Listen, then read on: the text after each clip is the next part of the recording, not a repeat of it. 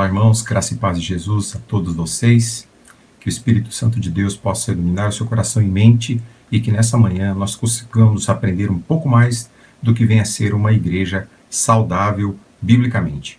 Meus irmãos, nós prosseguimos o nosso estudo do primeiro módulo desse novo bloco de escola dominical chamado Revitalizar.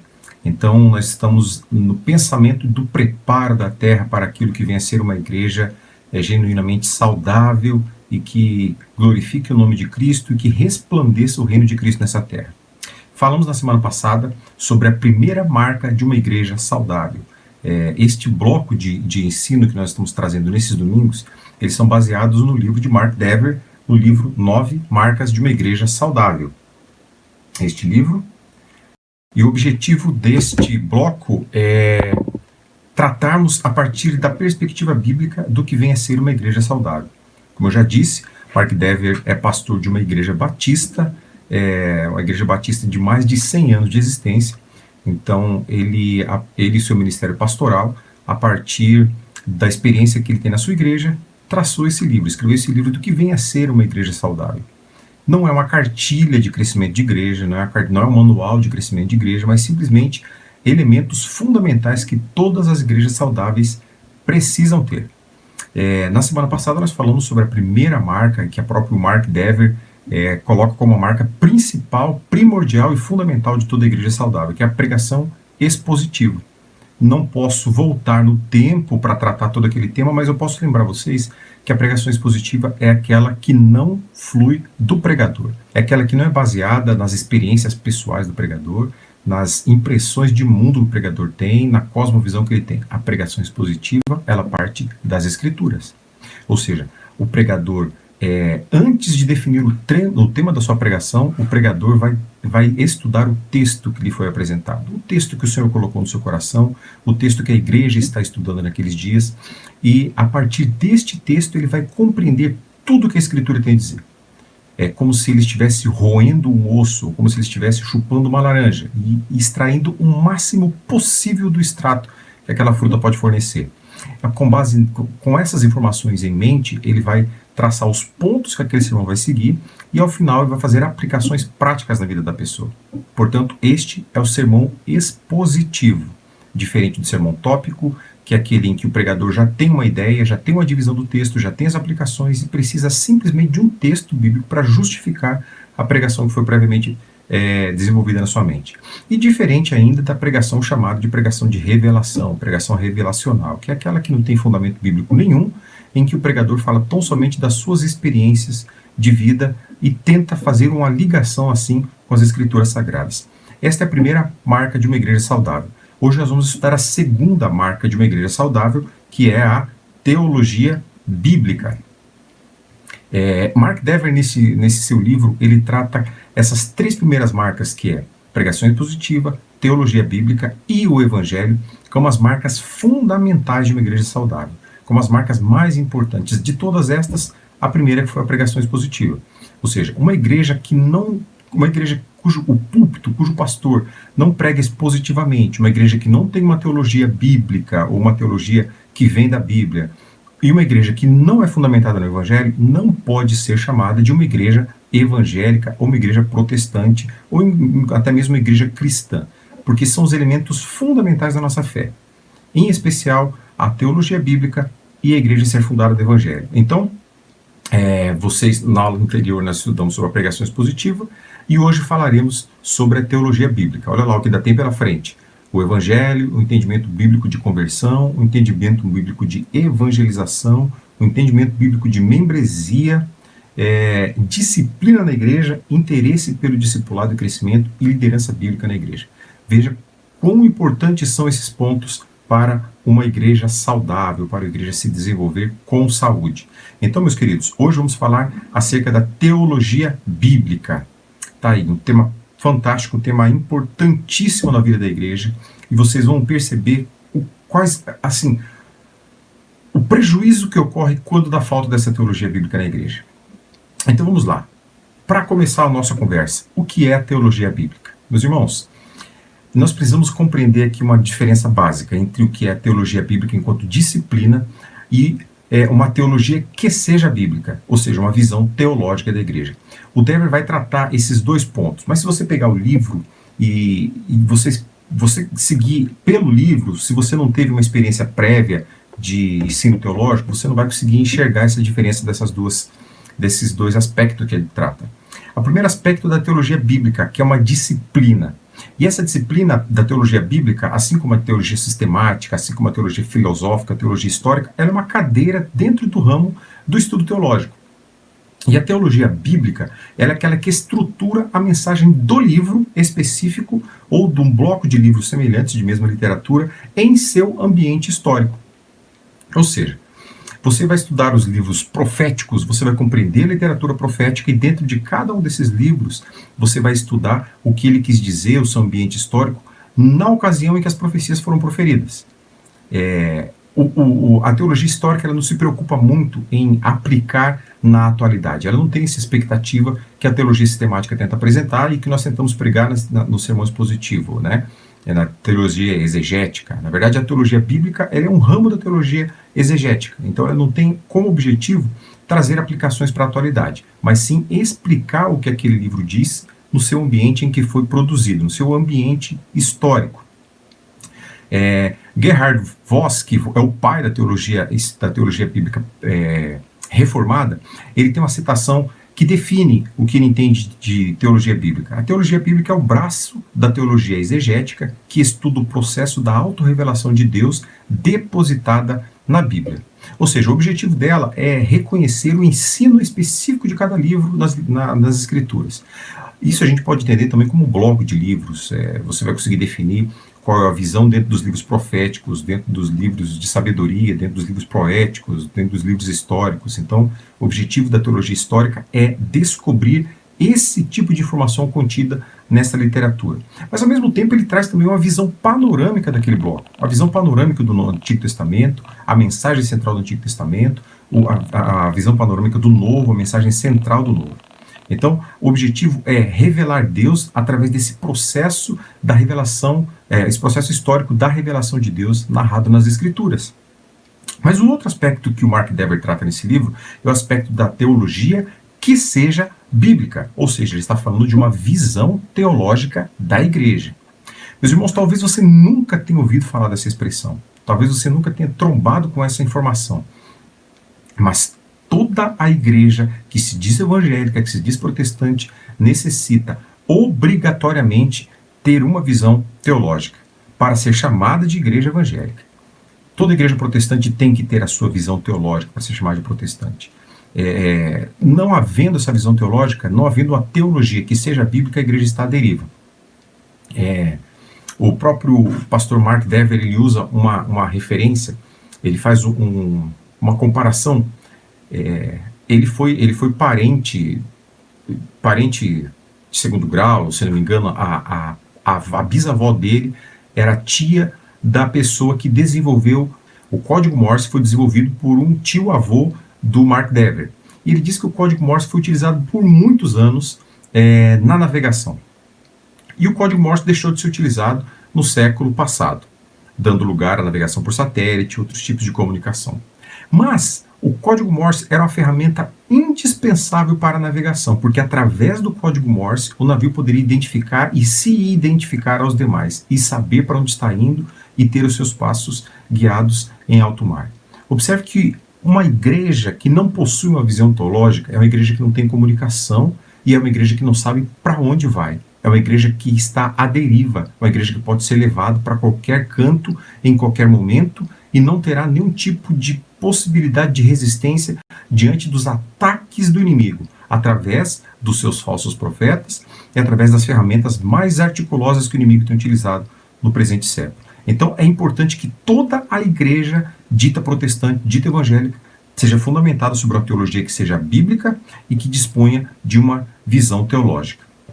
E a visão teológica é aquele que define o ponto a partir da qual a igreja construirá suas convicções de fé e desenvolverá suas práticas litúrgicas e comunitárias. Meus irmãos, uma igreja evangélica protestante, ela precisa ter toda a sua liturgia fundamentada na palavra de Deus. Porque, afinal de contas, o culto é para quem? O culto é para Deus. Não tem sentido nenhum nós incluímos na nossa liturgia algo que não traga glória ao nome do Senhor. Então começa daí a importância de termos uma visão teológica bastante definida. Sabemos quem nós estamos adorando, quem nós estamos servindo, por que nós estamos fazendo e de que forma isso vai ser feito. Então, o que Mark Dever fala neste momento também, neste livro, é que a igreja deve ter uma teologia que seja bíblica, ou seja, a segunda marca da igreja, de uma igreja saudável, ela possui uma teologia que seja bíblica. E por que pensar em uma teologia que seja bíblica? Quais os objetivos nós temos para pensar e para desenvolver uma teologia que seja bíblica? Meus irmãos, primeiro, porque é fundamental, é urgente que nós resgatemos a importância da teologia na igreja. Por que é importante? Meus irmãos, ao se falar em teologia, é um tema que assusta muitas pessoas. A expressão teologia assusta muitas pessoas, tira a paz do coração de muitas pessoas. Isso porque é uma grande resistência ao ensino teológico. O ensino teológico, ao longo dos anos, ele foi, com o advento do pentecostalismo e do neopentecostalismo no Brasil em especial, ele veio, ele é tido como um antagonismo, como o contrário à fé, como o contrário à soberania de Deus. Então, existem muitas igrejas chamadas de pentecostais que entendem que o estudo teológico é algo que vai afastar as pessoas de Deus, porque Deus se revela espontaneamente através das Escrituras. Ora, nós já estudamos isso inúmeras vezes, não é o ponto aqui, mas a Bíblia nos ensina a estudarmos a palavra de Deus, a conhecer a palavra do Senhor. Por que isso assusta muita gente? Assusta muita gente porque as pessoas tendem a se afastar daquilo que nos tira da nossa zona de conforto. É muito confortável você procurar auxílio de uma pessoa que não tem nenhum tipo de ensino teológico, mas que vai lhe falar apenas aquelas verdades que já estão cabíveis na sua alma. Sabe aquela informaçãozinha que tem um espaço exato no seu coração? Então aquela pessoa vai te dizer isso. Mas não é aquilo que a palavra do Senhor está dizendo, nem sempre é aquilo que a palavra do Senhor está dizendo. Muita gente diz que a teologia esfria o crente, e eu já ouvi um sábio dizendo que de fato a teologia apaga o falso fogo. Eu digo isso a partir de experiências bíblicas, mas a partir de experiências práticas vividas por mim, por pessoas contemporâneas e por pessoas que viveram na igreja antes de mim.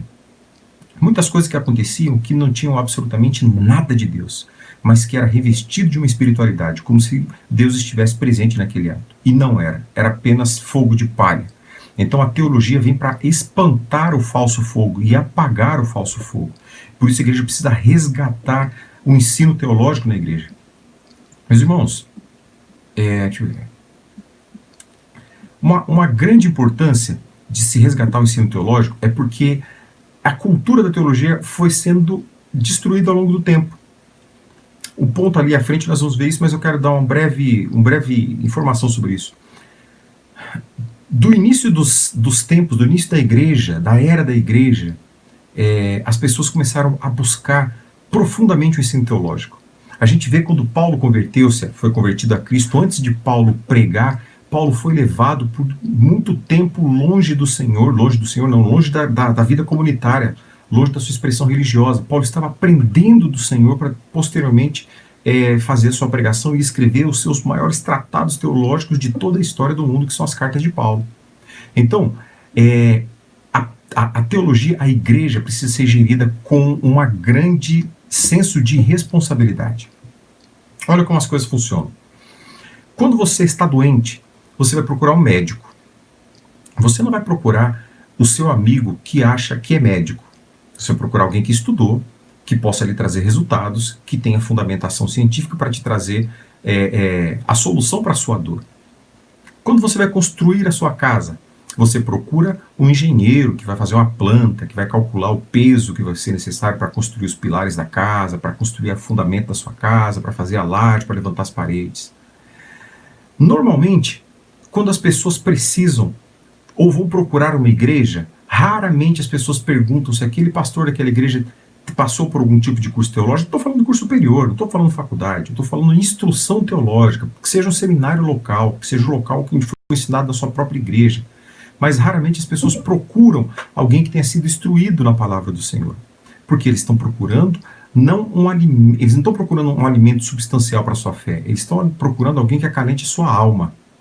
E não é curioso a gente ter mais cuidado com o nosso corpo, que há de ser destruído algum dia, com a nossa casa, que vai passar no dia que nós morremos e saímos dessa terra, mas nós somos tão negligentes com a nossa alma e emprestamos os nossos ouvidos a pessoas descompromissadas com a palavra de Deus, simplesmente para acalentar uma dor temporária do nosso coração.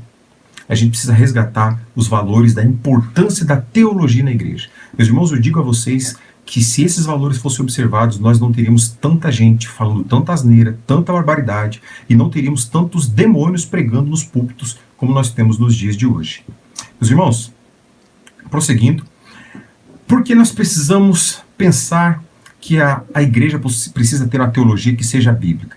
Porque a teologia é feita por homens, porém a partir da revelação divina das Escrituras.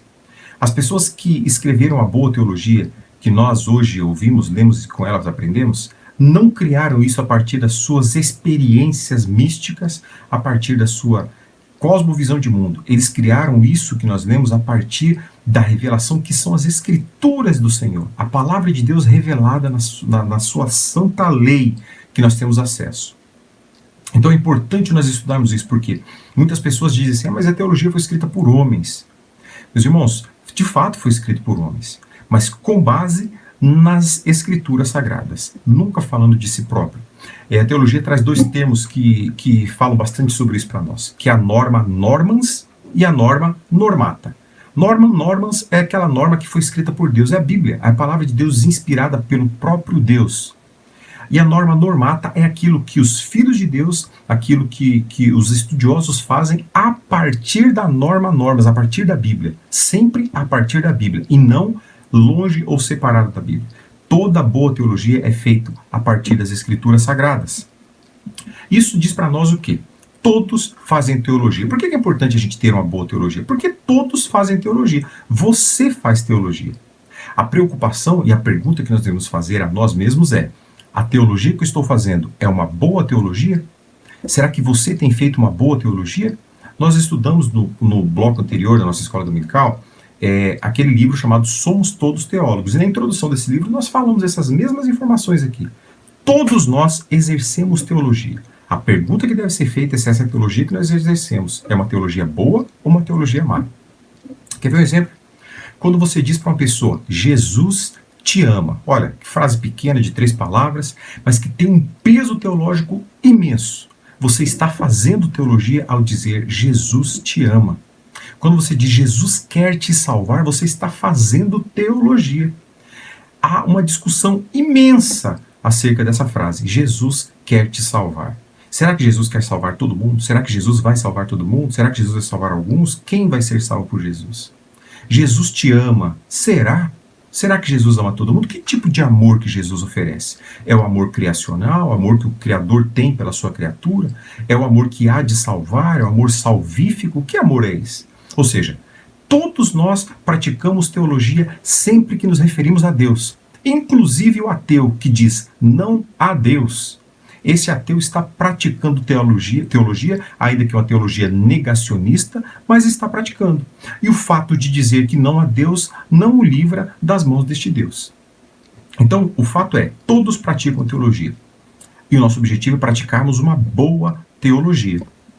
Então, a teologia vai afetar a sua vida. Meus irmãos, a forma como você vê Deus, a forma como o seu conceito acerca de Deus é manifestado, ele vai fazer parte da sua vida. E o nosso conceito sobre Deus parte da nossa teologia. Por isso é importante termos uma boa teologia, para que tenhamos um bom conceito acerca de Deus. Meus irmãos, há tanta teologia equivocada que ela sequer fala de Deus. Há tanto tipo de teologia sendo pregado que Deus não é visível, Deus não é visto, as pessoas não sabem quem é Deus nesta teologia. Então, o nosso conceito sobre Deus parte da nossa teologia. Outra razão pela qual nós devemos resgatar a teologia é porque a teologia deixou de ser um requisito para o ofício pastoral. Quando nós estudamos a história da igreja, nós vemos o cuidado, a preocupação que as pessoas tinham com o ensino da palavra. O investimento que era dado para aqueles obreiros da palavra. Seminários fortes, seminários pesados, seminários dedicados à palavra do Senhor. Isso permanece nas igrejas históricas, nas igrejas reformadas, né? Batistas possuem essa tradição, presbiterianos, congregacionais, metodistas possuem essa tradição. Mas não são todas as igrejas que variam, que têm esse mesmo cuidado, esse mesmo costume. Tem muitas igrejas que não têm qualquer critério para o exercício pastoral. Ou seja, uma pessoa sabe falar um pouco melhor que outra, ela já é eleita para ser o pastor, ela já é ungida, como se diz, né, para se tornar um pastor. Sendo que muitas vezes pessoas sequer são convertidas e estão exercendo o ministério pastoral. Repito o que eu disse há pouco.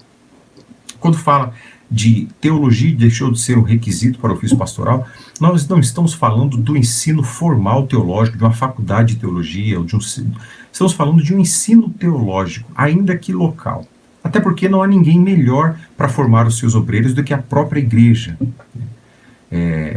Há uma igreja uma igreja onde eu fiz um curso há pouco tempo, há algum tempo atrás, chamada Igreja Batista de Parquelândia. Esta igreja possui um dos melhores seminários de ensino teológico do Brasil, que é o seminário Charles Spurgeon. E esse seminário nasceu como um curso local de formação de obreiros. Ou seja, o pastor presidente dessa igreja desenvolveu um treinamento para a formação dos seus obreiros, e este treinamento tornou-se posteriormente esse seminário Charles Spurgeon, que é um dos seminários batistas mais respeitados do Brasil. Nada melhor do que a própria igreja local para treinar os seus membros. Porém, o ensino teológico é indispensável para o ministério pastoral. E é fundamental também para a liderança. Seria muito importante que toda a liderança de todas as igrejas tivessem o desenvolvimento teológico, tivesse o ensino teológico bem fundamentado. Nós teríamos igrejas saudáveis e menos sujeitas a todas as atrocidades e desmandos que o inimigo tem cometido contra a igreja do Senhor. Então, por que a teologia deixou de ser um requisito para o ofício pastoral? Porque a revelação bíblica de Deus foi substituída pelas experiências místicas. Com certeza, a maioria de vocês, os irmãos mais antigos, vão ter essa informação de pastores que sequer leram a Bíblia inteira, mas que porque são pessoas que supostamente têm revelações, falam línguas, supostamente têm poderes místicos, são ordenados pastores e dirigem inúmeras pessoas espiritualmente. Essa é uma grande preocupação, algo que não deveria acontecer. E a teologia tornou-se sinônimo de ausência de fé. Como eu disse no começo, algumas das frases, aquelas de que a teologia apaga o fogo, a teologia esfria o crente, né? De fato, a teologia apaga o falso fogo, né? E por que nós devemos pensar que uma teologia deve ser bíblica? Para exercitar o entendimento bíblico de quem Deus é. Meus irmãos, só existe um instrumento autorizado para falar acerca de Deus neste mundo, que é a palavra de Deus. Apenas a Bíblia pode revelar quem de fato Deus é. Não há nenhuma revelação pessoal de quem Deus é que seja superior às Escrituras. Não há nenhum tipo de profecia individual que diga quem Deus é. Apenas a palavra de Deus revela quem Ele é. E por isso nós devemos resgatar, para exercitar o entendimento bíblico de Deus. Conhecer a Deus, de fato, como Deus é, como Ele se revelou nas suas Escrituras, nos permite ter uma experiência mais íntima de adoração e de serviço ao nosso Deus. Está aí mais uma importância pela qual nós devemos pensar em uma teologia que seja bíblica, uma visão teológica que seja bíblica. Qual que é o problema que nós temos em comunidades e em pessoas que não têm uma visão teológica, igrejas que não têm uma visão teológica definida, não têm uma teologia que não seja bíblica? É a construção de versões particulares de Deus. Pessoas criam para si versões que elas acreditam serem de Deus. Contudo, não tem absolutamente nada de Deus. Olha que coisa curiosa. O pastor Mark Dever escreve no seu livro 9 Marcas, na página de número 60, uma experiência que ele teve em um seminário, quando ele foi pregar no seminário, num curso de doutorado, e ele disse com essa pessoa chamada Bill, era uma pessoa que era um cristão, e nesse diálogo Bill falou a sua impressão acerca de Deus, quem Deus era para ele. E ele diz assim: Bill gostava de pensar que Deus é sábio, mas não intrometido, compassivo, mas não dominador, cheio de recursos, mas não frustrador de planos. Em conclusão, Bill disse: essa é a maneira como eu gosto de pensar sobre Deus. Observe que com você não é diferente, comigo não é diferente. Todos nós, quando nos aproximamos da fé, temos uma visão anterior de quem Deus é. Temos uma visão pré-definida de quem é Deus. E nem sempre essa visão tem relação com a visão bíblica de quem Deus é. Nem sempre nós estamos diante de quem de fato Deus é. e sim de um Deus que nós construímos de acordo com as nossas necessidades. Observe que uma pessoa carente de pai, carente de mãe, é uma pessoa que vai construir um Deus que é extremamente amor, que é um Deus super amoroso, um Deus ultra tolerante, é um Deus que não pune, é um Deus que ama todo mundo, é um Deus que não é capaz de trazer juízo sobre ninguém. De outro lado, uma pessoa que teve um pai extremamente severo, duro, rígido, ele vai criar uma concepção de Deus de que forma? Que Deus é uma pessoa, é um homem duro, é um homem rígido, é um homem que está pronto para punir a qualquer momento. Isso somente as Escrituras vão nos proporcionar. Conhecer Deus de fato como Deus é, como Ele se revelou a nós, para evitar que nós construamos deuses que não têm absolutamente nada a ver com Deus que é revelado nas Escrituras. Olha só, os batistas americanos, os batistas da Convenção do Sul dos Estados Unidos, até os meados do século passado, 1950, 1960, 1970, eles eram conhecidos por uma rigidez religiosa muito profunda. Eles eram publicamente conhecidos como contrários à bebida, como contrários ao sexo desvairado, como contrários, inclusive, ao rock and roll. Isso chegou no Brasil, né, as tradições batistas mais anteriores ou iniciais no Brasil também tinham essas mesmas restrições. Contudo, os batistas da Convenção do Sul dos Estados Unidos contemporâneos, ou seja, desse período, desse século que nós estamos vivendo agora, são inclusive chamados de antinomianistas, ou batistas antinomianos, ou seja, é aqueles que entendem que Deus não está muito preocupado com a moralidade, com as leis morais. Entendem, inclusive, que as leis morais de Deus foram revogadas a partir do advento de Jesus Cristo. Olha que coisa absurda. Nós sabemos que as leis cerimoniais do Antigo Testamento já não existem mais. As leis civis do Israel do Antigo já não existem mais. Contudo, nós continuamos presos às leis morais do Senhor, né? Até onde sabemos, o adultério não foi liberado, a mentira não foi liberada, a fornicação não foi liberada. Então nós somos escravos da lei moral do Senhor. E graças a Deus por isso, porque essa lei moral do Senhor é doce. Ela nos traz vida. Contudo, como houve essa mudança tão profunda de igrejas que até então entendiam que tudo era pecado, e chegaram num momento agora em que nada mais é pecado. Percebe como a coisa trafega de um jeito, a coisa flui de um jeito, a tornar o nome de Deus pequeno. Mas para que isso aconteça, tem que ter um afastamento muito grande das Escrituras, tais como o Senhor é revelado nelas. Nós lembramos que Deus continua sendo Deus compassivo, mas Deus continua sendo Deus justo.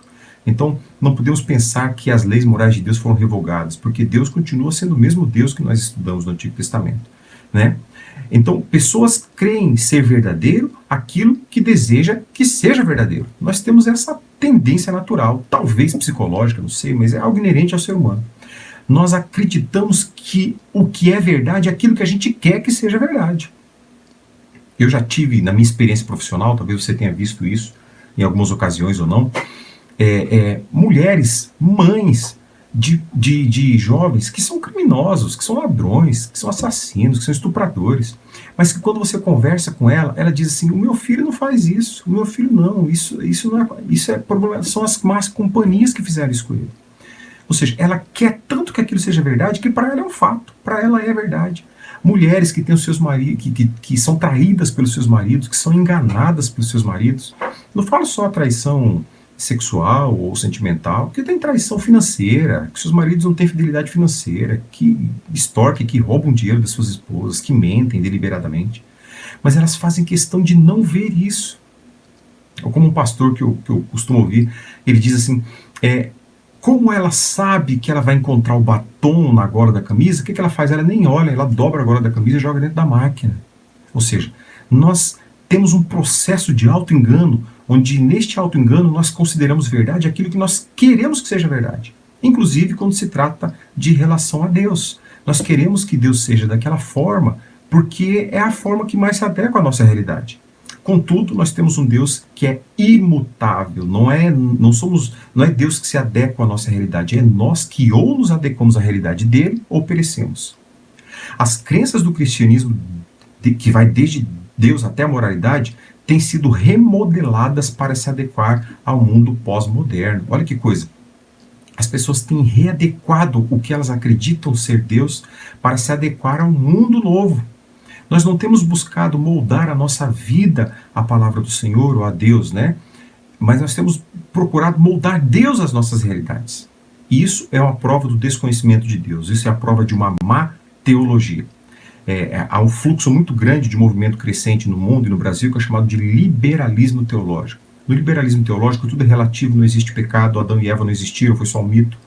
Então nós temos uma desconstrução de verdades bíblicas que foi o elemento fundamental de fé de muitas pessoas em muitos séculos, mas que, por ser uma verdade muito dura, intragável, difícil de se engolir, as pessoas hoje tentam mudar essa verdade para que elas se tornem mais acessíveis, né? Para que elas se tornem mais agradáveis. A gente não pode ser menino de tentar mudar o mundo porque a gente não se adequa a ele. Nós temos que nos adequar às realidades, em especial não do mundo, mas às realidades divinas. Quem Deus disse ser através das suas escrituras. E a partir daí nós devemos nos adequar ao Deus revelado na santa palavra que ele nos deu. Aí fica a pergunta para você, ou para nós, né? Como você acha que é Deus? Como você imagina ser Deus? Utilizando para essa resposta, você vai pensar em todas as suas influências bíblicas e religiosas, toda a sua experiência bíblica, toda a sua experiência de vida. Para você, quem é Deus? Como Deus é? Não estou falando características físicas, porque Deus é espírito. Mas como é Deus? Como é o ser de Deus? Deus é um ser que é amor, que ele ama todo mundo, que ele nunca vai fazer mal para ninguém. Deus é um ser que é justiça, impiedoso, impassível, é o Deus que fere quem tem que ferir, é o Deus que ama quem tem que amar. Ou Deus é um ser que... Quem Deus é para você? Uma outra razão pela qual nós devemos pensar que devemos ter uma teologia que seja bíblica é porque nós vivemos uma mistura de religiões. Nós vivemos o que chamamos de sincretismo religioso. Olha que coisa. Isso acontece em todo lugar do mundo. Mas no Brasil nós temos uma característica diferente, porque o Brasil é um país continental. Ele é muito grande. Ele é muito grande, é imenso. E junto com a sua vastidão territorial, o Brasil tem muita gente de muito lugar, e cada pessoa que vem de uma terra diferente, ele traz as suas tradições e traz a sua religião e a sua fé. E o Brasil tende a absorver tudo isso. A própria legislação brasileira permite que todo tipo de fé seja manifestada sem nenhum tipo de restrição, desde que sejam obedecidos os ritos legais, desde que não haja abuso à lei. Então todos podem exercer a sua fé. E no Brasil nós temos o catolicismo romano, entre outras, tá? Só citando algumas. Catolicismo romano, religiões de matriz africanas, o candomblé, a umbanda, a quimbanda e outras. O kardecismo francês, o espiritismo francês, né, aquele desenvolvido por Allan Kardec. E temos ainda ali o protestantismo histórico. Lógico que pela ordem nós não estamos aqui na ordem correta, né? Os primeiros missionários a chegarem no Brasil foram missionários protestantes, né, enviados por João Calvino, poucos anos depois do descobrimento do Brasil. Esses homens foram mortos pelos índios lá na Baía de Guanabara, e depois que veio a colonização católica romana. Ou seja, nós tínhamos tudo para sermos uma Europa da vida se tivéssemos sido ali, não colonizados, mas desenvolvidos pela tradição calvinista. Não estou falando da religião calvinista, estou falando da tradição civil calvinista, né? Nós temos a Holanda, que foi desenvolvida pelo calvinismo, a Suécia foi desenvolvida pelo calvinismo, a Suíça, Calvino foi prefeito de Genebra. Ou seja, são países que tiveram uma cosmovisão, uma visão política diferenciada. Mas, felizmente, sobrou para nós o catolicismo romano da colonização portuguesa. Então, tudo isso acabou sendo misturado para formar religiões. Sabe? Tudo isso aqui, tudo isso que nós estamos vendo, criou-se a partir daí alguma religião que hoje algumas pessoas chamam de igreja. Tá? Qual que é o perigo disso? O perigo disso é que há o humanismo, o elemento humano nisso. O elemento humano. A pessoa que sai do candomblé, ela é seduzida pelos rituais. Ela é seduzida por aquele elemento místico. E uma igreja que produz, uma igreja que apresenta soluções ou liturgias semelhantes àquela, tem a tendência de atrair esse tipo de gente. Porque são pessoas que não foram convertidas a Cristo, mas elas apenas abandonaram um ritual e adotaram outro tipo de ritual. Pessoas, eu não coloquei aqui nessa relação, mas nós temos influência grande dos judeus, uma grande influência judaica, ou seja, nós que somos ocidentais, nós temos uma tradição judaico-cristã, independente se somos protestantes ou católicos. Nosso Antigo Testamento inteiro, a presença do judaísmo é muito forte, muito grande. Nós temos o Novo Testamento a partir de Cristo e dos apóstolos, nós temos o desenvolvimento do cristianismo, mas ainda com bases judaicas. Contudo, observe, nós não somos judeus e nós não temos a autorização de Deus para utilizarmos qualquer tipo de cultura judaica.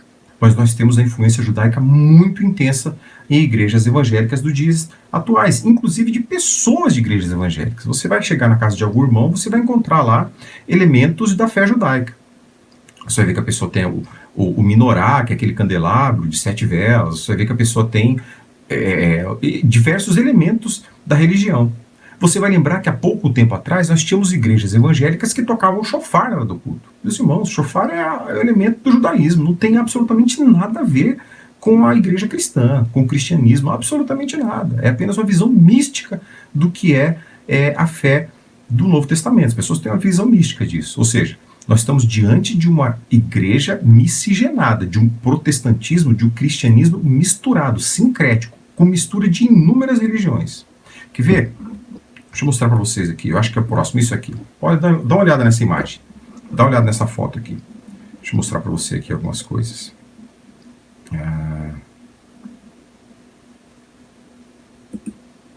Olha só. Essa primeira foto que nós estamos vendo aqui. Opa. Essa primeira foto aqui é da Edir Macedo, né? Bispo Edir Macedo. Veja só. Ele usa o título de uma igreja episcopal, que é bispo. Igrejas episcopais nós temos no Brasil, por exemplo, igreja metodista, igreja episcopal, igreja anglicana, igreja episcopal, a igreja que tem como figura administrativa central o bispo. Então nós temos aqui uma pessoa que usa o título de uma igreja episcopal, que é protestante. Nós temos uma pessoa que é altamente judaizada. Observe aqui, ó. Aqui o que ele está usando aqui? Ele está usando o quepá, que é aquele objeto que o judeu usa aqui na nuca, né, no chamado cucuruto, que se utiliza em especial em momentos de liturgia, mas que muitos judeus ortodoxos usam o tempo todo. Ele está usando uma estola sacerdotal aqui, olha o manto aqui, ó, nas costas dele. Além disso, você consegue observar aqui em cima, você consegue observar mais para cima aqui, algo que simboliza o véu do templo, né? Além disso, você consegue ver aqui na frente uma réplica da pedra da lei, onde foi gravado inicialmente as escrituras, antes de ser quebrada, né? Depois virou tábua. Tá vendo os símbolos? Além disso, essa celebração do Edir Macedo aí, da Igreja Universal do Reino de Deus, ocorre no local chamado de Templo de Salomão. Templo de Salomão, mais uma réplica. Ou seja, é o judaísmo entrando no meio do protestantismo. E tem muita gente que adora isso, acha isso fantástico. Aqui do lado, vocês têm a deputada Flor de Lis. Deputada Flor de Lis, pastora pentecostal. Observa as vestes que a deputada Flor de Lis está utilizando no seu ritual. E aqui do lado é uma figura do candomblé chamada Iemanjá. Observe a semelhança das vestes. Obviamente está um pouco deturpado aqui. Mas aqui embaixo você tem outra figura, bastante conhecida. Não sei se ainda é um pastor, mas era um pastor protestante, Kleber Lucas, homem que foi autor de tantas músicas que a gente contou por tanto tempo. E aqui ele está em um culto afro-brasileiro, no culto do candomblé. Qual o objetivo aqui? Demonstrar que a fé cristã não tem barreiras. Essa foi a alegação que ele levou. Ou seja, nós temos no meio do protestantismo, dos chamados evangélicos no Brasil, uma mistura religiosa absurda. Quando a gente vê o primeiro exemplo que eu mostrei aqui para vocês, do Edir Macedo, a gente está vendo esse culto, a Igreja Universal do Reino de Deus, é uma mistura de judaísmo com neopentecostalismo e com o candomblé. Porque as misturas que nós temos ali, apesar de eles serem altamente rígidos, rigorosos na sua acusação ao espiritismo, as práticas são as mesmas. As práticas são as mesmas. Recebi há pouco tempo, até tentei encontrar para mostrar para vocês, mas não consegui encontrar. Um culto evangélico em que o pastor estava vestido com roupas semelhantes a essa de Iemanjá, inclusive na cor, era a mesma cor, e o pastor girava na igreja.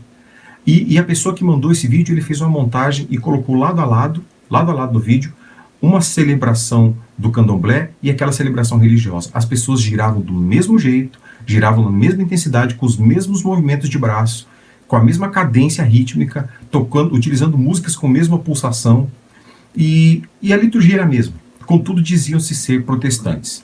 Então você vê o perigo de uma má teologia, a necessidade que nós temos de resgatar uma boa teologia, porque as coisas não começaram assim, as coisas foram se transformando assim. Edir Macedo não era isso que ele é hoje há 20 anos atrás, ele começou aos poucos.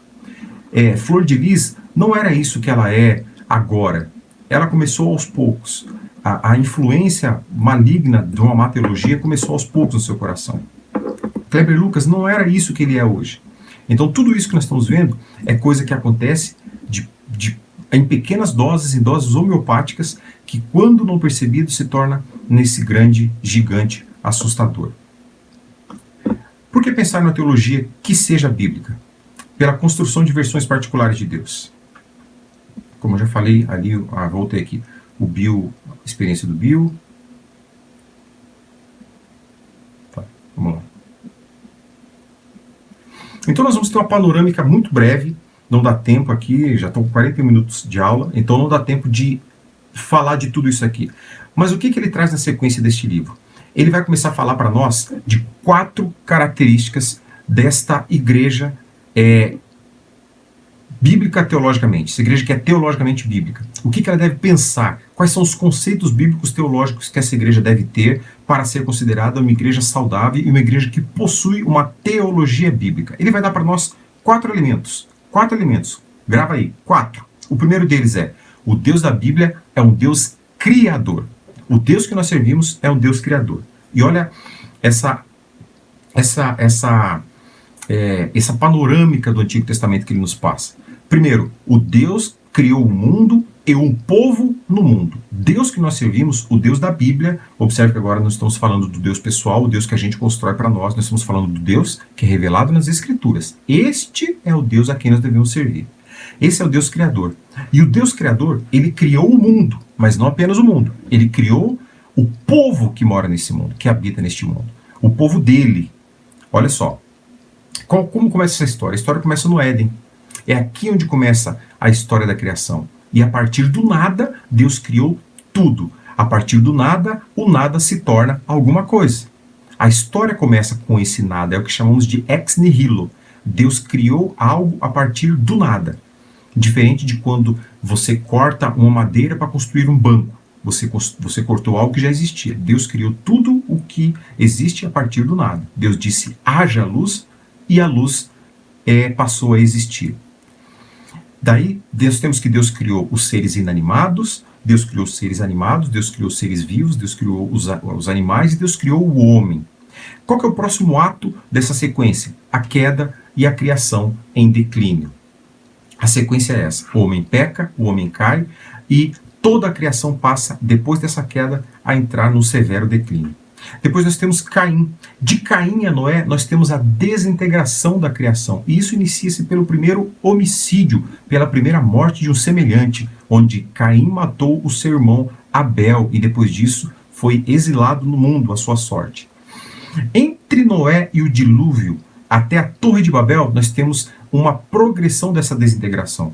A moralidade do homem, o pecado começa a se tornar mais evidente, mais presente, mais intenso. Deus então chama Abraão. Deus vai lá em Ur dos Caldeus, uma região pequena e altamente idólatra, e chama um homem. E a partir deste homem, Deus constrói uma nação. É o início da história especial de Deus. Observe que Deus escolheu uma pessoa. Ah, mas tem tanta gente no mundo, por que Deus vai escolher justamente Abraão? Deus seria injusto. Olha só, se essa história especial de Deus acontecesse agora, neste ano, neste século, neste dia, Deus seria chamado de injusto. Inclusive por muitos protestantes, por muitos que se dizem evangélicos, por muitos que se dizem cristãos, e dizem assim, mas Deus é injusto. Por que Deus escolheu Abraão e não escolheu outra pessoa? Por que Deus escolheu um branco e não escolheu um negro? Por que Deus escolheu um negro e não escolheu um branco? Por que Deus escolheu um europeu e não escolheu um asiático? Ou seja, quando Deus decide, Deus decide. E Deus é soberano, a gente vai ver daqui a pouco, né? Mas, ou seja, Deus escolhe Abraão e a partir de Abraão, Deus promete a ele que vai construir uma nação, vai formar para si um povo, a partir de Abraão, ignorando todos os demais povos que existiam na terra. Depois disso, há aquele período de escravidão pelos egípcios, e depois a sequência, depois desse período de escravidão, o êxodo e a entrada na Terra Prometida. Entramos então no período dos juízes, um período bastante confuso, de muitos conflitos. Passamos ali o período dos reis, o primeiro rei Saul, depois nós temos o rei Davi, nós temos Salomão, filho de Davi, nós temos Roboão, filho de Salomão. E na época de Roboão há a divisão dos reinos, ou seja, Deus acaba com o reino do norte pelas mãos dos assírios, no ano 722 aproximadamente. Deus, olha como o texto vai falar para nós, Deus acaba com o reino do norte por meio da mão dos assírios. Deus utilizou uma nação pagã para destruir o reino do norte. 100 anos depois, o reino do sul é destruído pela mão dos babilônios.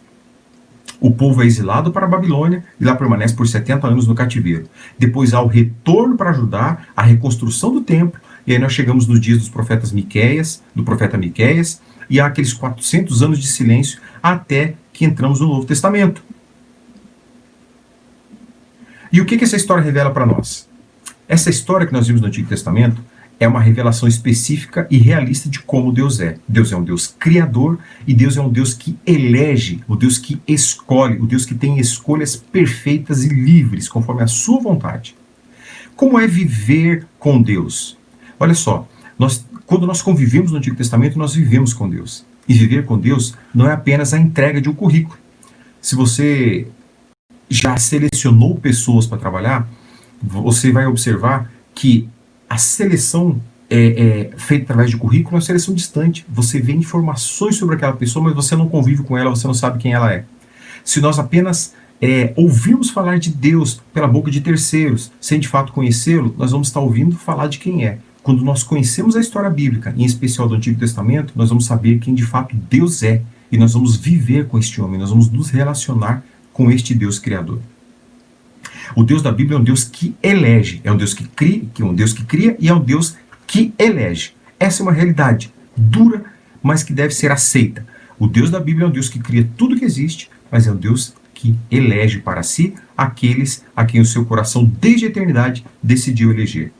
Deus é o grande iniciador, o grande doador, o criador do seu povo, o autor da nossa fé. Por isso podemos dizer, desde sempre, que no princípio, Deus. Seja no princípio da criação, seja no princípio da tua fé, no princípio, Deus. Antes de você escolher a Deus, Deus havia escolhido você. Portanto, no princípio, Deus. Antes de nós julgarmos sermos amados por Deus, ou antes de nós pensarmos que seríamos alguma coisa, Deus já estava lá. Antes de nós decidirmos, Deus já estava lá. Antes de pensarmos, Deus já estava lá. No princípio, Deus. Então, aqui.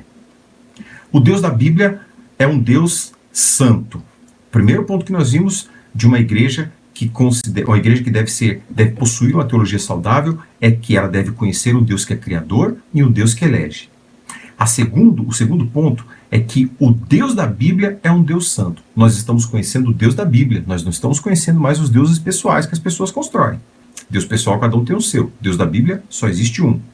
Então, o segundo ponto é, o Deus da Bíblia é um Deus que é santo. Meus irmãos, Deus não é um ser moralmente indiferente, como diz essa teoria antinomianista, dos antinomianos. Eles entendem que Deus construiu o mundo, deu corda no mundo e saiu do mundo. E o mundo está andando por si. E Deus não tem mais a responsabilidade e obrigação e nem o interesse moral em nada. Ou seja, as leis morais de Deus foram revogadas. Deus não tem mais interesse moral. Ou seja, se Deus não tem mais interesse moral, o pecado é irrelevante. Então não tem por que as pessoas manterem-se em abstenção do pecado, porque Deus não mais se preocupa com o pecado. Mas o que a Bíblia nos revela? Que Deus tem paixão pela santidade. A santidade é algo que está no coração de Deus desde sempre. Por quê? Porque a santidade é um atributo de Deus. Deus é santo. E não há ninguém criado que seja santo como o nosso Deus. Ele é santo, ele é puro, ele é perfeito. E aí nós temos um problema. Como um pecador se relaciona com um Deus santo? Para isso a gente precisa ter algumas convicções. Primeiro, todos somos pecadores. Se você acha que não é um pecador, você já acabou de pecar, porque todos somos pecadores. Isso não sou eu quem diz, isso é a palavra do Senhor. Paulo escreve aos Romanos capítulo 3, versículo 23 e diz: todos pecaram e carecem da glória de Deus. Ou todos pecaram e destituídos estão da glória de Deus. Esse texto de destituídos estão, ele traz uma informação maior do que aquela que dizem carece. Carece apenas precisam da glória de Deus. Mas quando Paulo diz, e quando o tradutor nos fala, que todos pecaram e estão separados da glória de Deus, ele justifica o porquê estão separados. Porque pecaram. E Deus é tão santo que não se mistura com o pecado. Então, primeiro ponto, todos somos pecadores. Segundo, todos são incapazes de tratar os seus próprios pecados.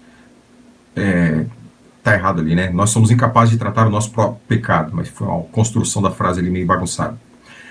Romanos 3,20, está um pouquinho antes do texto anterior. Ele diz assim: portanto, ninguém será declarado justo diante dele, baseando-se em obediência à lei, pois é mediante a lei que nos tornamos plenamente conscientes do pecado. Olha o que Paulo está dizendo. Que ninguém pode fazer nada para se tornar livre do seu pecado. Não há nenhuma ferramenta humana capaz de com ela nos tornarmos livres do nosso pecado. Não há sacrifício, não há jejum suficiente, não adianta você subir a escadaria da igreja, não adianta você dar toda a sua oferta, não adianta isso, não adianta. E olha só, a oferta é uma ferramenta poderosa para a mão de pastores que amam o dinheiro. Porque as pessoas se sentem satisfeitas quando, do cometimento de um pecado, elas compram o perdão. Então tem muita gente que vai utilizar essa ferramenta. Pessoas com coração pesaroso vão dar as maiores ofertas. E tem muita gente que se vale disso. Não é o ponto aqui. Mas não há nada que possa pagar o pecado do homem. Não há nada que possa ser utilizado para pagar o pecado que o homem cometeu. Nada, absolutamente nada. Nem a sua oferta, nem o seu sacrifício, nem o seu jejum, nem a sua... Enfim, nada que nós possamos fazer possa satisfazer o nosso pecado, por menor que ele seja. Nada. Terceiro, precisamos de reconciliação porque o nosso pecado nos separa do nosso Deus. Por isso nós precisamos de reconciliação. Enquanto não formos reconciliados com Deus, enquanto não tivermos paz com Deus, enquanto não houver um acordo, enquanto não houver celebração da paz, enquanto Deus a ira de Deus não for desviada de nós, nós não seremos reconciliados e permaneceremos separados de Deus. Olha o que Abacuque 1,13 diz. Teus olhos são tão puros que não suportam ver o mal. Não podes tolerar a maldade. Então, por que toleras os perversos? Por que ficas calado enquanto os ímpios devoram os que são mais justos que eles? Olha o entendimento de um profeta do Antigo Testamento. Ele dizia: os teus olhos são tão puros, o Senhor é tão puro, que não pode suportar o mal. É impossível a convivência de Deus com o pecado. É impossível a existência de Deus no ambiente onde o pecado domina. Num corpo que é tomado pelo pecado, numa mente que é carregada pelo pecado. E ele pergunta: por que toleras os perversos? Por que tolera esse povo? Essa pergunta deve ser feita porque o Senhor nos tolerou. Por que ele nos tolerou? Os perversos não são só os babilônios. Os perversos não são só os assírios. Os perversos são todos aqueles que viram as suas costas para Deus, incluindo você e eu. Por que o Senhor nos tolera? O Senhor é santo e ele exige santidade. Vamos lá. Para isso, a expiação, ou seja, o sacrifício é necessário. Caim e Abel ofereceram sacrifícios a Deus, antes mesmo disso ser exigido. Não sabemos quem os ensinou, se foi a revelação interior de Deus, a revelação especial de Deus no seu coração, se os seus pais, ao terem sido expulsos do Éden, mas eles ofereceram sacrifícios a Deus. Depois nós temos a introdução do Cordeiro Pascal, quando nós falamos da Páscoa judaica, da passagem, do Pessac judaico, né? Lá, Êxodo 12, 13 diz assim: quando eu ouvir o sangue, passarei adiante. A promessa era o quê? Que nas casas que não tivessem sangue nos seus umbrais, o anjo do Senhor passaria e mataria todos os primogênitos. Contudo, quando eu ouvir o sangue, passarei adiante. Promessa do Senhor. Havia a necessidade de que alguém morresse para que houvesse o perdão dos pecados. Ou, naquele caso, no Antigo Testamento, para haver mais um ano de aplacamento da ira de Deus. O sacrifício mostrava ao povo que o Deus que eles serviram era incomparavelmente puro. O Deus que guiava aquele povo durante todo aquele período era um Deus incomparavelmente puro. Não havia nada que pudesse comparar-se com a santidade e a pureza de Deus.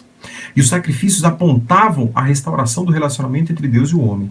Esses sacrifícios apenas apontavam que haveria um dia em que o relacionamento de Deus com o homem seria plenamente realizado, seria definitivamente realizado. E não seria mais temporariamente, como era no período dos sacrifícios, que ele durava um ano. Seria definitivamente aplacada a ira de Deus contra o homem. Os sacrifícios eram normalmente oferecidos por aqueles que se sentiam culpados. Olha que coisa interessante. As pessoas que se sentiam alegres não ofereciam sacrifícios. Elas ofereciam ofertas de manjares, outros tipos de ofertas. As pessoas que tinham uma colheita bem gorda, uma colheita grande de trigo, de o que seja, eles ofereciam outros tipos de ofertas e não sacrifício. O sacrifício com sangue e com morte era oferecido somente por aqueles que sentiam-se culpados.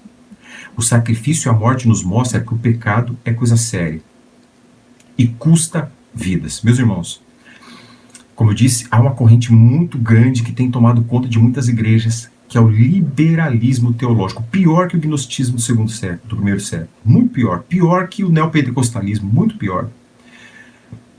Esse entendimento liberal, ele vai ensinar para você que não há mais pecado, que Deus não está preocupado com o pecado. Ele vai ensinar para você que tudo é relativo, inclusive o pecado é relativo. São pessoas que não creem na veracidade da Bíblia, pessoas que não creem na realidade dos fatos históricos, pessoas que dizem que o Adão e a Eva foram apenas mito, pessoas que não acreditam na veracidade dos milagres que a Bíblia registrou, pessoas que sequer têm a convicção firme de que Cristo de fato veio na Terra, de que Cristo de fato é o Senhor, é o Filho de Deus. Então, este tipo de teologia má tem entrado nas igrejas, mas ele só encontra espaço nas igrejas que tiveram uma má teologia bíblica, ou não tiveram uma teologia bíblica. Essa é a importância da gente resgatar isso. Então, o primeiro ponto que nós estamos pensando é que Deus é o Deus criador e o Deus que elege. O segundo é que Deus é um Deus santo. E o sacrifício ou a morte de qualquer ser mostra que o pecado é uma coisa séria. Estamos falando do sacrifício no Antigo Testamento, em que os animais eram mortos, e que apenas mediante o sangue este sacrifício era validado. Lembramos que a seriedade do pecado era tão grande que você vai lembrar que o sacerdote, antes de oferecer o sacrifício no dia da expiação, que acontecia uma vez por ano, o sacerdote, ele primeiro oferecia um sacrifício pelos seus pecados, porque depois de oferecer o sacrifício pelos seus pecados, ele precisaria entrar no templo, no Santo dos Santos, ele precisaria estar purificado dos seus pecados para oferecer o pecado dos demais. Então, veja a seriedade como os rituais do Antigo Testamento apresentavam o pecado.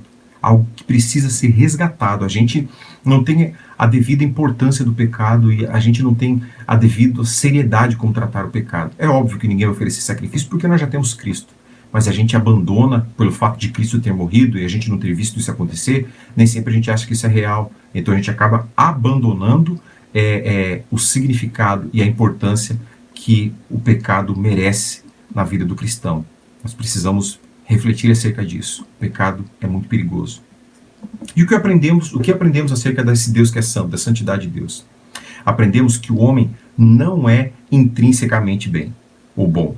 Muita gente vai dizer que o homem nasce bom, mas que o meio em que ele vive o corrompe. Não é verdade. O homem já nasce mal.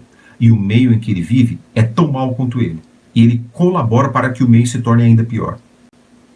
Só a expiação mediante Cristo nos reconcilia com Deus. Somente a expiação dos nossos pecados pelo sacrifício de Jesus nos reconcilia com Deus. Não há outra forma de reconciliar com Deus. Não há outro meio. Apenas através da morte de Cristo Jesus. A igreja, neste contexto, dessa forma que nós estamos pensando igreja, a igreja é o lugar de mortos que foram ressuscitados por Cristo. Olha só, quando a gente pensa que Deus é o Criador de todas as coisas e que Deus elegeu para si um povo, nós vamos pensar também que Deus é santo. Portanto, nós vamos entender que a igreja é o lugar que Deus escolheu para que os santos que foram eleitos por Deus sejam ressuscitados e ali possam viver com outros que igualmente eram mortos em seus delitos e pecados e igualmente foram ressuscitados por Deus. Logo, não há um crente melhor do que o outro crente. Todos são pecadores, todos são indignos da misericórdia de Deus, mas foram abençoados pela sua graça. Então todos estão no mesmo pé de pecaminosidade e de santidade, porque o Deus que nos salva é o mesmo. Dessa forma, nós faremos igreja, está vendo que está entre aspas, faremos igreja de uma forma diferente. Quando entendemos a Deus na sua santidade, no seu poder imanente e transcendente, na sua glória eterna, e entendemos nós mesmos como seres limitados que precisam dessa glória do Senhor. Pois bem, o terceiro ponto que nós vamos ver aqui é que o Deus da Bíblia é um Deus fiel. Primeiro, o Deus da Bíblia é um Deus criador, é um Deus que elege, é um Deus santo e agora é um Deus que é fiel. Olha só, Deus é fiel a quem? Nós vamos entender aqui, primeiramente, que Deus é fiel a Ele mesmo. Êxodo 34, 6 e 7 nos diz assim: E passou diante de Moisés proclamando: Senhor, Senhor, Deus compassivo e misericordioso, paciente, cheio de amor e de fidelidade, que mantém o seu amor a milhares e perdoa a maldade, a rebelião do pecado. Contudo, não deixa de punir o culpado. Olha só, como é que a gente consegue conciliar essas duas verdades? Quais são as duas verdades? A primeira, que Deus é compassivo, misericordioso, paciente, cheio de amor e de fidelidade, que mantém o seu amor a milhares, que perdoa a maldade e a rebelião e o pecado. Tudo características positivas, maravilhosas de Deus que todo mundo ia amar. Ah, Deus ama todo mundo. Deus é assim. Deus perdoa o pecado. Deus perdoa. Por conta disso eu posso pecar quanto eu quiser. Não interessa. Eu posso viver em pecado. Porque Deus vai continuar me perdoando. Mas o final da frase é o contrário a isso. Conflita com isso. Porque ele diz o seguinte: não deixa de punir o culpado. E agora, como é que a gente concilia essas duas verdades? São duas verdades, são dois fatos. Como é que a gente vai conciliar? Como é que a gente vai viver com esses dois fatos? Mesma coisa de pensar na soberania de Deus e na responsabilidade do homem. Como que a gente vive com essas duas verdades? Olha só. Deus prometeu, desde sempre, revelar a sua glória ao povo. A partir de Moisés, Deus prometeu revelar a sua glória ao povo. A resposta para o povo não estava nele mesmo, mas a resposta dessa revelação estava em Deus e na pessoa prometida por Deus. Ou seja, Deus havia prometido, mas não dependia do que aquele povo viesse a fazer. Não dependia do bem-estar daquele povo e nem serviria ao bem-estar daquele povo. Mas a promessa estava em Deus, não estava no povo. A gente fala assim: eu vou receber a minha promessa, como se a promessa estivesse em mim. Não. Lê do engano. A promessa está em Deus, sempre esteve em Deus e permanece em Deus. Aí nós prosseguimos. O sacrifício expiatório exigia a morte de um inocente que receberia punição destinada ao culpado. Não é assim que acontecia com os animais que eram mortos no dia da expiação, nos sacrifícios anuais? Não é isso que acontecia? Os animais recebiam sobre si a culpa de outra pessoa, não era dele. Aquela ovelhinha não estava morrendo porque ela fez nada, porque ela não fez nada. Sequer a consciência ela tem. Então aquela ovelhinha não tinha pecado. As pessoas que não tinham dinheiro para ter ovelhinha pegavam uma pombinha, uma rolinha, né? Aquela rolinha não tinha pecado. Ela não tinha cometido nada. Mas sobre ela era colocado o pecado de outrem, de outra pessoa. Ou seja, o sacrifício expiatório exigia que alguém morresse. Preferia-se que um inocente morresse. E esse inocente receberia a punição que era destinada àquela pessoa. Nos dias de Jesus Cristo, a expectativa do Messias era viva. As pessoas viviam, olha só, elas viviam um período tão intenso da expectativa do Messias. Eles estavam vivendo do período da revolta dos Macabeus. Foram 400 anos em que os Macabeus foram escravizados e se revoltaram. Foram 400 anos de silêncio profético. Não houve a profecia, não houve grandes profecias naquele tempo. O profetismo havia cessado.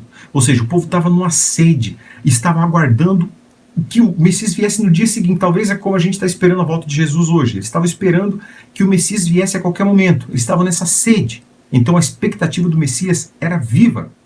E o Senhor havia prometido a eles que suscitaria o profeta. Quando você volta a Deuteronômio 16, 15 a 19, você tem uma promessa vívida de Deus de que ele suscitaria no meio do povo um profeta. Aí o que acontece? Vem Cristo. Cristo não é somente um profeta. Cristo veio como um servo sofredor. Ele não veio apenas como o profeta esperado, ele não veio apenas como o rei das nações, como o rei que tiraria Israel da escravidão romana. Ele veio como um servo sofredor, ele foi rejeitado para sofrer em lugar do seu povo. Jesus era aquela resposta que estava guardada no coração de Deus, que havia sido prometido ao povo. Deus havia prometido este Messias, e Jesus era o objeto dessa promessa. Lembra que eu disse que a promessa, a fidelidade de Deus estava nele, não no povo? Então, Jesus Cristo era o objeto dessa promessa. Ele era aquele que havia sido prometido para ser enviado. Então Jesus é a resposta que perdoa a impiedade e pune o culpado. Por quê? Porque Jesus foi nele, concentrou em si a recepção dos nossos pecados. Jesus recebeu nele os nossos pecados. Todos os nossos pecados. Os pecados que nós já cometemos, os pecados que nós cometeremos daqui à frente. Todos foram colocados sobre os ombros de Jesus Cristo. O castigo que nos trouxe a paz estava sobre os seus ombros. E pelas suas pisaduras nós fomos curados. Jesus foi a pessoa pelo qual Deus perdoou o pecador e puniu o culpado. A partir do momento em que Cristo carregou os nossos pecados, ele tornou-se responsável pela nossa vida. Ele tornou-se responsável pela nossa salvação. E Deus desferiu sobre Jesus toda a sua ira, punindo toda a culpa pelo pecado que ele carregou, que não era dele, mas que foi carregado por nós. Ou seja, Jesus Cristo concentrou em si tanto o perdão dos pecadores quanto a fúria de Deus pelo pecado. E Jesus foi fiel até o fim. Por que o nosso Deus é fiel? Jesus só precisava pecar. Ele só precisava fazer isso. Ele não precisava fazer mais nada. Sabe aquele pecado que a gente não consegue deixar de fazer? Jesus não fez. Jesus não cometeu. Jesus passou por todos os seus 33 anos de vida nessa terra ileso, isento de pecado, livre de culpa, sem carregar no seu corpo nenhum tipo de condenação. Somente por isso ele foi capaz de levar a minha e a sua condenação. Somente por isso Jesus foi capaz de levar sobre os seus ombros o meu e o seu pecado. Por nenhuma outra razão. Somente porque ele era puro e porque ele era santo. Penúltimo. O Deus da Bíblia é um Deus amoroso. Lembrando que nós estamos falando do Deus da Bíblia e não do nosso Deus pessoal. Lucas capítulo 24, versículos 46 e 47 diz assim: Elias disse: está escrito que o Cristo haveria de sofrer e ressuscitar dos mortos no terceiro dia, e que em seu nome seria pregado o arrependimento para perdão dos pecados a todas as nações, começando em Jerusalém. Ou seja, Cristo aqui está demonstrando o amor que haveria de entregar. Este amor seria entregue. Cristo está mostrando o amor que seria entregue. Lembrando que o conceito de amor que nós estamos vendo aqui talvez não faça muito sentido para muitos de vocês. Por quê? Porque nós estamos acostumados com o amor hollywoodiano, o amor que a gente vê na televisão, o amor que a gente vê nas novelas. Né? O amor que a Bíblia nos mostra no Novo Testamento é um amor chamado de Chokmah. É um amor que é prático. É um amor que é medido, que é ensinado por ações. É um amor que é visto por ações. Talvez você observe isso nos seus filhos. Eu tenho uma filha que não gosta de falar que me ama. Mas é uma filha que quando me vê trabalhando muito, ela pega um copo de água e vai me levar lá fora para eu tomar. É a demonstração de amor. É um amor que é amor prático, amor vivencial. Sabe aquilo que eu já ouvi alguém dizendo certa vez? Você ama a tua mulher? Então lava a louça para ela. Você ama o teu marido? Então vai lá e lava o carro para ele. Ou seja, é um amor que é prático, um amor que se dá, que se entrega. Então Jesus estava demonstrando aqui o amor que ele haveria de entregar. Essa foi a obra de amor de Jesus Cristo. Marcos 10:45 diz: pois nem mesmo o Filho do Homem veio para ser servido, mas para servir e dar a sua vida em resgate de muitos. O próprio Evangelho está nos dizendo que tipo de amor é esse. É o amor que se entrega, é o amor que se dá. E Paulo ainda escreve, Filipenses 2, de 6 a 8. Paulo escreve assim: que, embora sendo Deus, não considerou que o ser igual a Deus era algo a que devia pegar-se, mas esvaziou-se a si mesmo, vindo a ser servo, tornando-se semelhante a homens, e sendo encontrado em forma humana, humilhou-se a si mesmo e foi obediente até a morte e morte de cruz. Este amor vívido de Cristo é um amor que se entrega, é um amor que obedece. Se Cristo não nos amasse da forma como Cristo nos amou, se Cristo vivesse num ambiente hedonista que procura o seu próprio prazer, a última coisa que Cristo faria seria negligenciar os seus desejos e ao fim morrer por nós. Não, Cristo viveria todos os seus desejos. Lembra que quando Satanás tentou Jesus, de uma das coisas que Satanás disse a Jesus foi assim: tudo isso eu te darei se prostrado me adorares. Certa vez, a gente até mostrou uma ilustração da igreja sobre isso. E o medo que nós conversamos, inclusive eu conversei com o pastor, o medo foi citar isso como se fosse versículo e ouvir os irmãos dizendo amém. Porque é muito tentador. Muito tentador. Para quem não conhece a Bíblia, parece uma grande verdade. Mas o fato é que Jesus, pelo amor que eternamente ele sentia pelos seus filhos, ele negligenciou todas as tentações do mundo em favor da nossa salvação. Deus cumpre as suas promessas por causa do seu amor pactual com o seu povo. Deus fez um pacto com o seu povo. Quando Deus chamou Abraão e quando Deus elegeu Abraão para ser o pai daquela nação, Deus disse que ele teria tantos filhos como a areia do mar. E ao longo de toda a história, Deus foi acrescentando promessas de vida para esse povo e relembrando as suas promessas de vida. Ou seja, Deus tinha um pacto, uma aliança com o seu povo. E Deus não quebra a sua aliança. Deus aliançou-se com o seu povo, prometendo amá-los até o dia em que este povo entrasse para a eternidade. E daí seria para sempre. Muita gente desconsidera a responsabilidade da aliança. Mas nós temos, como símbolo do nosso casamento, uma aliança, que nos faz lembrar sempre que nós temos uma pessoa com quem nós nos aliançamos. Tem muitas pessoas que dizem assim quando o casamento acaba: acabou o amor. Acabou o amor. Então nós não temos mais uma aliança porque o amor acabou. E eu ouvi um sábio homem dizendo certa feita que não é o amor que sustenta a aliança, mas é a aliança que sustenta o amor. E isso é vívido na história de Cristo pela igreja.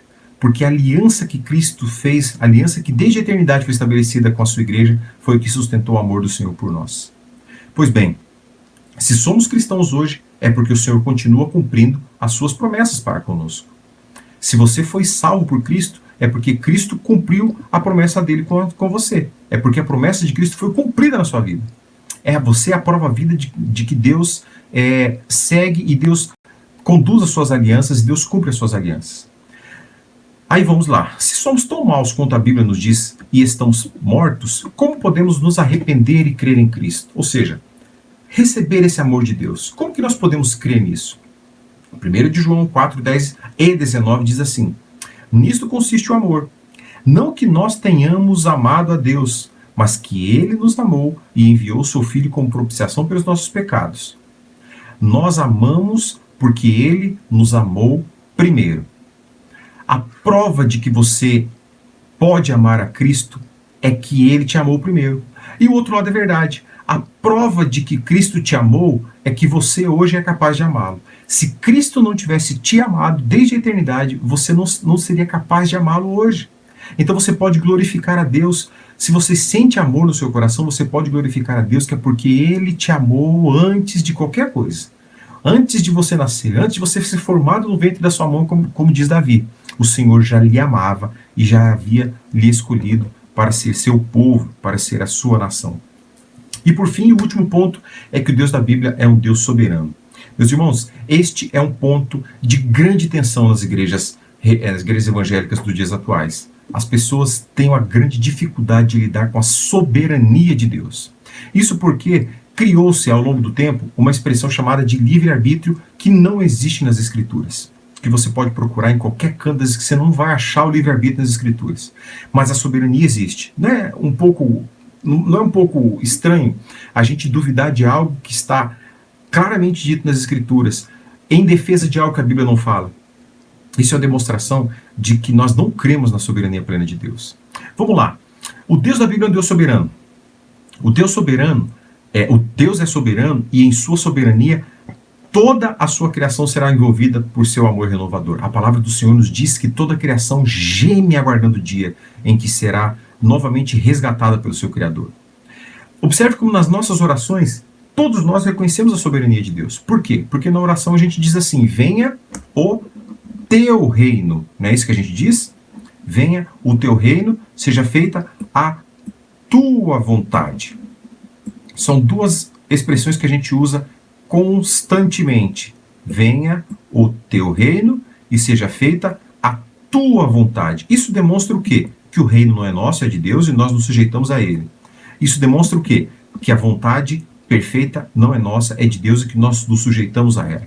Então, nas nossas orações, nós reconhecemos a soberania de Deus. Nas nossas canções também reconhecemos, porque nós cantamos que Deus é soberano. Tu és soberano sobre a terra e sobre os céus, tu és o Senhor absoluto, não relativo, absoluto.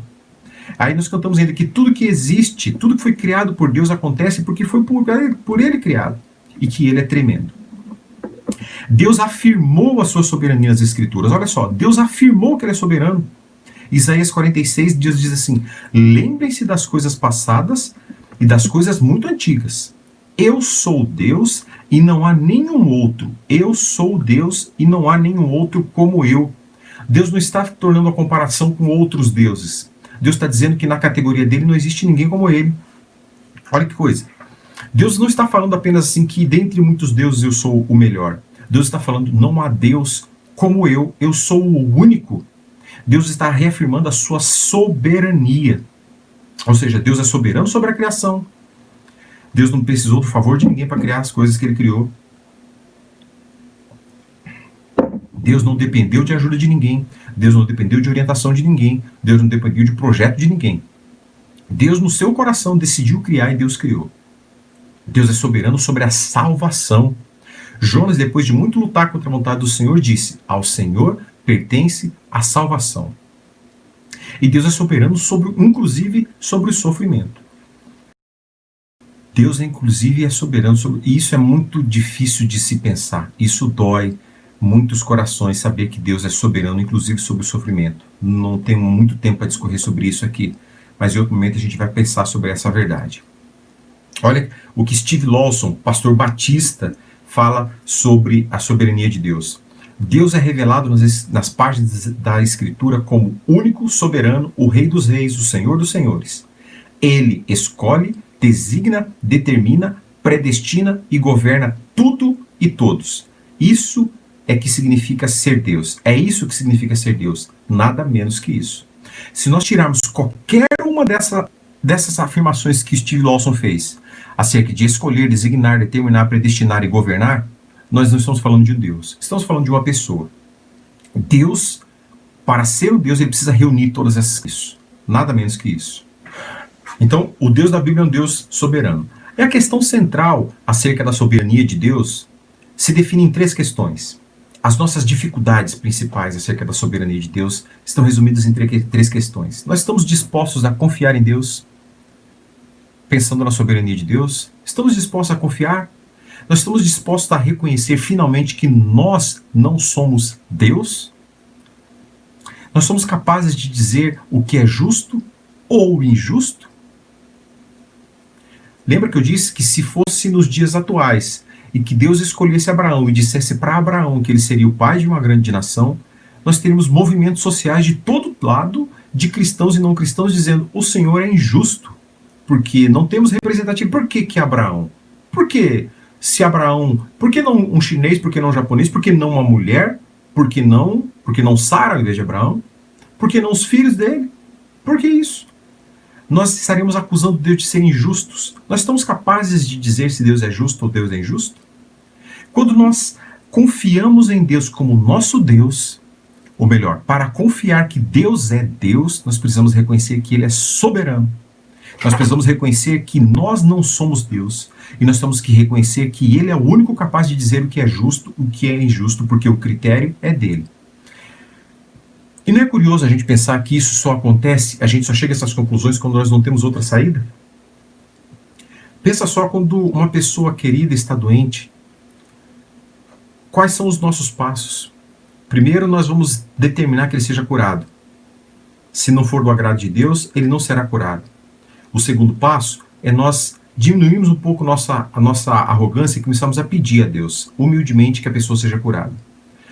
Quando Deus não o curou ainda diante dos nossos pedidos e súplicas, nós vamos reconhecer que Deus é o Deus que é soberano sobre todas as coisas. Por que nós precisamos esperar chegar no último ponto para reconhecer a soberania de Deus?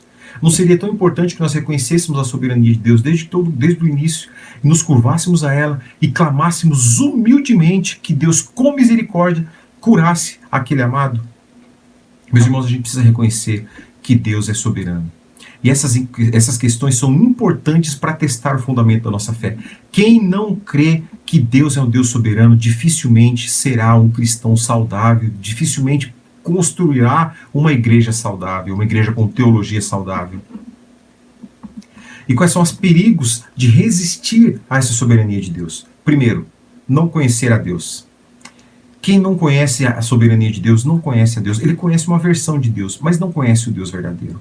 Ele pode conhecer uma versão desse Deus, mas não saberá quem é o Deus de fato. Quem não conhece a soberania de Deus, ou quem não reconhece, quem não aceita e quem não ama a soberania de Deus, ele é impedido de exercer a plenitude da sua fé. Porque ele vai crer em coisas que Deus não revelou. Ele vai crer num Deus que não é o Deus soberano das Escrituras. Ele vai crer numa versão criada de Deus. É impossível de se desfrutar dos benefícios da graça de Deus. Quando eu reconheço que Deus é soberano, eu vou reconhecer que tudo que Ele me deu é objeto da sua graça. E nada do que Ele me deu é objeto do meu sacrifício, do meu esforço, da minha vantagem, ou da minha vontade, ou do meu mérito. Que tudo vem da soberana vontade de Deus. A ausência da fé na soberania de Deus é um perigo para o crente. E ainda mais perigoso para um líder que não confia na soberania de Deus. O Deus da Bíblia é um Deus soberano. Os últimos versículos que nós vamos ler, os desígnios de Deus para os seus são extraordinários. Olha como é benéfico para a nossa fé cremos num Deus que é soberano. Olha só que fantástico. Os planos de Deus para os seus filhos são fantásticos, são extraordinários, são impensáveis, são imensuráveis. Os planos eternos de Deus para os seus filhos. Isso é motivo de glória para a nossa vida. Quando João escreve a sua primeira carta, capítulo 3, versículo 2, ele diz assim: Amados, agora somos filhos de Deus, e ainda não se manifestou o que havemos de ser. Mas sabemos que, quando ele se manifestar, seremos semelhantes a ele, pois o veremos como ele é. A expectativa da eternidade que latejava no coração de João era essa. De que nós somos filhos de Deus. Ele já tinha essa convicção. Somos filhos de Deus. Mas ainda não se manifestou o que havemos de ser. Porque o que nós somos agora é apenas parte daquilo que seremos quando estivermos na eternidade. Aquilo que Deus reservou para nós na sua eternidade é muito maior do que nós conseguimos pensar. E depois Paulo escreve, Romanos 11:33. Ó profundidade da riqueza, da sabedoria e do conhecimento de Deus. Quão insondáveis são os teus juízos e quão inescrutáveis são os seus caminhos. Esses homens reconhecem a soberania de Deus e eles se rendem à soberania de Deus, confiando que Deus tem o melhor para os seus filhos. E de fato, meus irmãos, Deus tem o melhor para nós. Mas o melhor para nós, o melhor que Deus tem para nós na eternidade não se compara com tudo aquilo que a gente pode construir aqui. Tudo que a gente pode conquistar aqui é lixo perto daquilo que Deus tem reservado para nós, para aqueles que o amam.